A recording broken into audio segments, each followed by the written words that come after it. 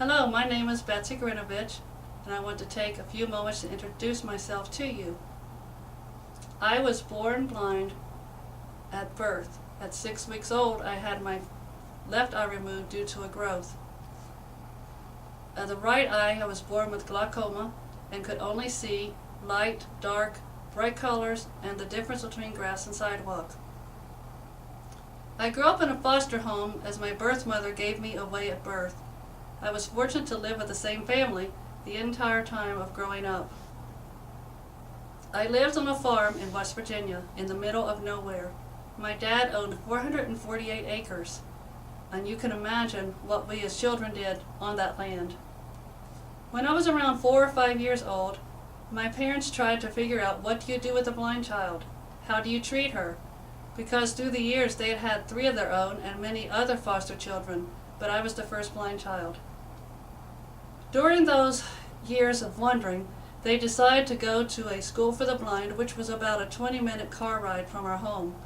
There, they spoke with the principal, who was also blind. Even though he had never had children of his own, he knew how to treat us because he was a principal there for so many years.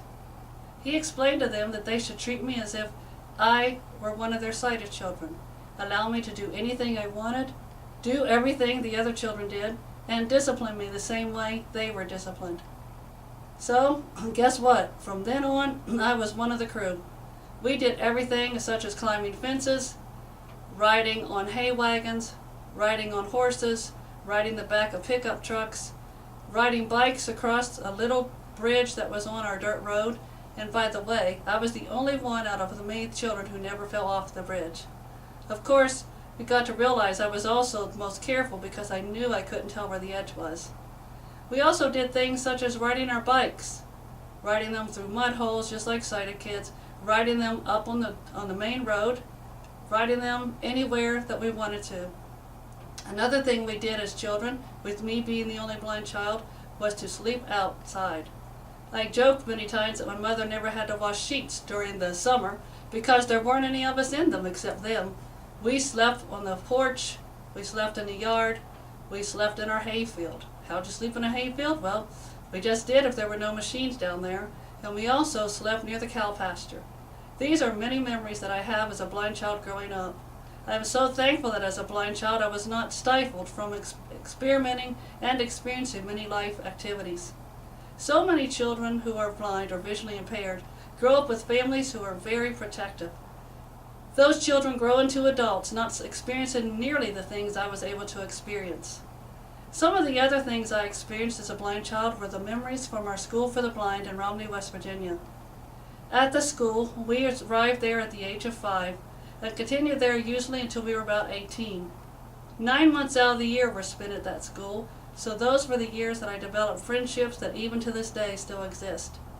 We often comment that the children today who now attend blind schools, which there are very few because of mainstreaming, have no idea what it is like to experience the friendships we had, because when we were there, we were family. We did not go home very often. In fact, some of the children only went home on breaks such as Christmas and Thanksgiving. Now when they live at the school, the children go home almost every week, so they're not able to develop that bond. Through those years at the school, we were taught things that children nowadays are not even taught in public school. We were taught how to march in a marching band, how to do PE, such as tumbling, such as running, such as playing basketball for the blind, and bowling. The children nowadays do not experience that, but this will show you that as blind children we were allowed to do what sighted children do.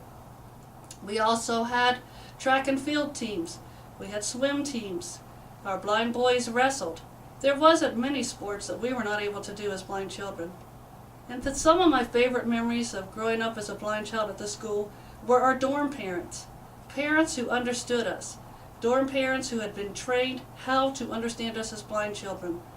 And sometimes they even understood us more than our own parents because they had been trained to. I'm so thankful for those years at the school because they have prepared me for the life I have had all these many years since. It was those dorm parents there who told me that no matter what I set out to do, I could do it, and do not let anything stop me. It was those dorm parents who were there when we had the hurts, the frustrations, the fears, and ready to give up. They were the ones who said, "Do not give up, we know you can do it." And I'm so thankful that as a blind child and young adult, I had the support I did during those years. One final thing I would like to challenge you with as Lions is that you start reaching out to children even when they're younger, because you can be such an example as a sighted individual to tell them they can do. They can understand what it is like. They can experience what life is like. They do not have to just sit back and wait for someone to lead them. As a young child, Lions Club had a big impact on my life because as a 14-year-old girl, I received my first Braille equipment that I was able to write on by myself, given by a Lions Club in West Virginia. Every year from then, I would start attending their Christmas functions and receive presents every year. And that is one reason I want to support Lions Club and be involved with their program and reach out to other blind individuals and show them that they too can be successful.